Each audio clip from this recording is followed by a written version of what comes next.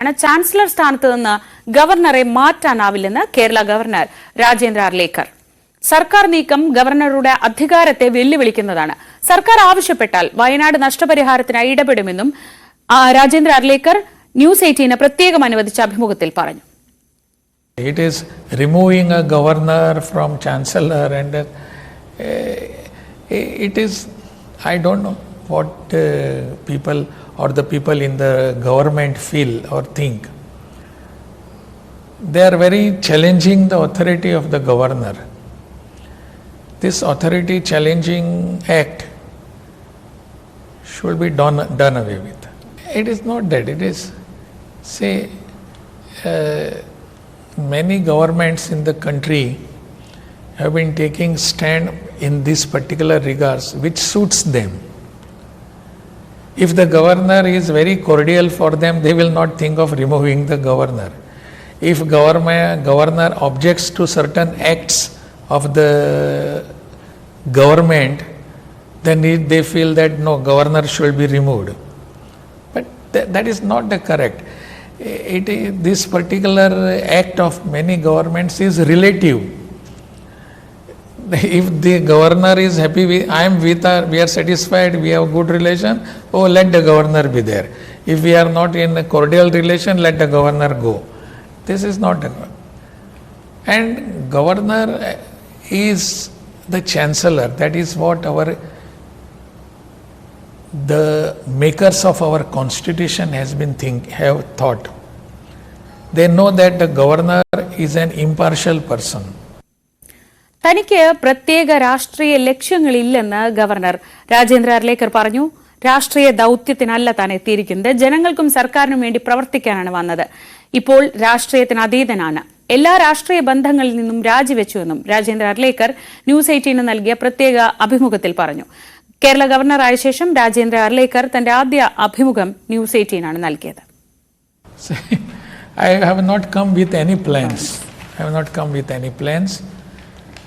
This is my government, my people, my state. So I am here working for the people, for the government also. And we will be working as and when the issues come, we will be discussing. My only thing is that I always, as I said earlier also here, that I believe in discussion and sorting out the issues. So that cordial relation to be maintained with the governor, within the governor and the government. Okay. You said you're not getting too much into politics, but since you have been a BJP leader and an RSS kid, I would like to ask you, you have come into the state at a time when the BJP has got its first Lok Sabha member. How do you see the functioning of BJP in the state, and what do you think about their performance? I am no more a BJP person. I am above politics. I am not a political leader and not a member of any political party. When I was appointed as a governor, I resigned from my all political connections, and I am beyond that, and I try to be, and I am satisfied that I have been so far beyond the politics, above politics. I don't want to go into any political views. My views is my state's views, interests of my people.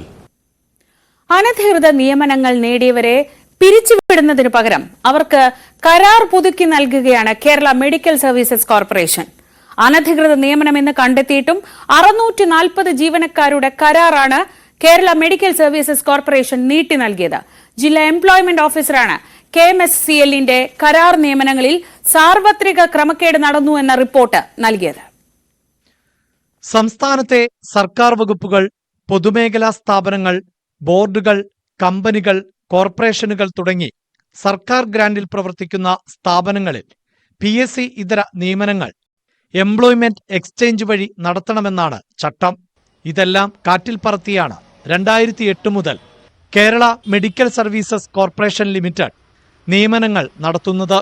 പരസ്യം നൽകാതെയും വിജ്ഞാപനം ഇറക്കാതെയുമാണ് ഇഷ്ടക്കാരെ KMSCL തിരികെ കയറ്റിയത്. പരാതി ലഭിച്ചതിനെ തുടർന്ന് ജില്ലാ employment officer അന്വേഷണം നടത്തി. വിശദ പരിശോധനയ്ക്ക് ശേഷം ക്രമക്കേടുകൾ എണ്ണിപ്പറഞ്ഞ് KMSCL MDക്ക് റിപ്പോർട്ടും നൽകി. ആസൂത്രണ സാമ്പത്തികകാര്യ വകുപ്പ് സെക്രട്ടറി ഇറക്കിയിട്ടുള്ള ഒരു ഉത്തരവാണ് എന്റെ കയ്യിലിരിക്കുന്നത്. ഡോക്ടർ ജയതിലക് പ്രിൻസിപ്പൽ സെക്രട്ടറി ഇറക്കിയ ഒരു ഉത്തരവ്. ഇതിലൊക്കെ പറയുന്നത് ഇത് ഇങ്ങനെ നിയമിക്കാൻ പാടില്ല, ഇങ്ങനെ നിയമിച്ചു കഴിഞ്ഞാൽ അത് നിയമവിരുദ്ധമാണ്. ആ നിയമവിരുദ്ധമായിട്ട് നിയമിച്ചിട്ടുള്ളവരെയാണ് ഇത്രയും അന്വേഷണ ഉത്തരവുകളും അന്വേഷണ റിപ്പോർട്ടുകളെല്ലാം നിലനിൽക്കുമ്പോഴാണ് ഈ 640 പേരെ വീണ്ടും അവരുടെ കരാർ പുതുക്കി കൊടുത്തിരിക്കുന്നത് ഗവൺമെന്റ്. അതുകൊണ്ട് തീർച്ചയായിട്ടും ഈ നടപടിയിൽ നിന്നും ഗവൺമെന്റ് പിന്മാറുക മാത്രമല്ല, പട്ടികജാതി പട്ടികവർഗ ജനവിഭാഗങ്ങൾക്ക് കിട്ടേണ്ട ജോലികൾ തീർച്ചയായിട്ടും അവർക്ക് കൊടുക്കേണ്ട ബാധ്യത ഗവൺമെന്റിനുണ്ട്. അത് ഗവൺമെന്റിന്റെ ബാധ്യതയാണെന്ന് മനസ്സിലാക്കി അത് ചെയ്യണമെന്നുള്ളതാണ് എനിക്ക് പറയുവാനുള്ളത്. അനധികൃതമായി നിയമിച്ചവരെ പിരിച്ചുവിടണമെന്നും എംപ്ലോയ്മെന്റ് എക്സ്ചേഞ്ച് വഴി താൽക്കാലിക നിയമനങ്ങൾ നടത്തണമെന്നും റിപ്പോർട്ടിൽ ചൂണ്ടിക്കാട്ടിയിരുന്നു. ഇവരെ പിരിച്ചുവിടുന്നതിന് പകരം കരാർ നീട്ടി നൽകി ഈ മാസം ആദ്യം ഉത്തരവിറക്കുകയായിരുന്നു.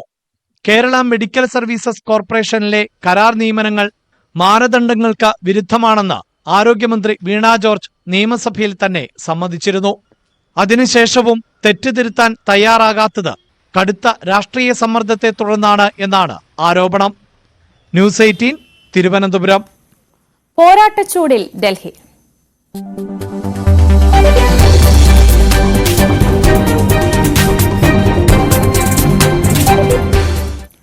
യമുന നദിയിൽ ഹരിയാന സർക്കാർ വിഷാംശം കലർത്തുന്നു എന്ന പ്രസ്താവനയിൽ അരവിന്ദ് കെജ്രിവാൾ ഇന്ന് തെരഞ്ഞെടുപ്പ് കമ്മീഷന് തെളിവ് നൽകണം. രാത്രി 8 മണിക്ക് മുൻപായി തെളിവ് നൽകാനാണ് തെരഞ്ഞെടുപ്പ് കമ്മീഷന്റെ നിർദ്ദേശം. അതേസമയം കോൺഗ്രസിന്റെ പ്രകടന പത്രിക ഇന്ന് പുറത്തിറങ്ങും.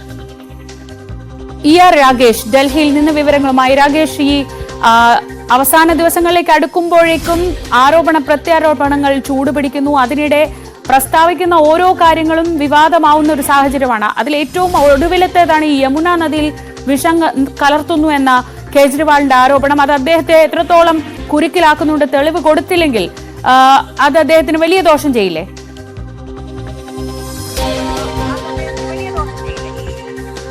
Sreeja, good morning. ഏതായാലും യമുന നദി തെരഞ്ഞെടുപ്പ് വിഷയമായിക്കൊണ്ടിരിക്കുകയാണ്. കാരണം ആദ്യം മുതൽ BJPയും കോൺഗ്രസും കേജ്രിവാളിനെതിരെ ആം ആദ്മി പാർട്ടിക്കെതിരെ വലിയ ആരോപണം ഉന്നയിച്ചത് 2020 ആം ആദ്മി പാർട്ടിയുടെ പ്രകടന പത്രികയിലെ പ്രധാനപ്പെട്ട വാഗ്ദാനമായിരുന്നു യമുന നദി ശുചീകരിക്കുമെന്നുള്ളത്. എന്നാൽ അതുണ്ടായില്ല എന്ന ആരോപണം ആദ്യം മുതൽ തന്നെ BJPയും കോൺഗ്രസും ഉന്നയിക്കുന്നുണ്ട്. ഇതിനിടയിലാണ് അരവിന്ദ് കെജ്രിവാൾ യമുന നദിയിൽ വിഷാംശം കലർത്തുന്നു ഹരിയാന സർക്കാർ എന്ന് ആരോപിച്ചുകൊണ്ട് രംഗത്ത് വന്നത്. ഇതാണിപ്പോൾ വലിയ ചർച്ചയായിരിക്കുന്നത്, ചൂടുള്ള ചർച്ചാ വിഷയമായിരിക്കുന്നത്. ഇതിൽ BJPയും ഒപ്പം തന്നെ കോൺഗ്രസ് നേതാവ് സന്ദീപ് ദീക്ഷിതുമാണ് തെരഞ്ഞെടുപ്പ് കമ്മീഷന് പരാതി നൽകിയത്.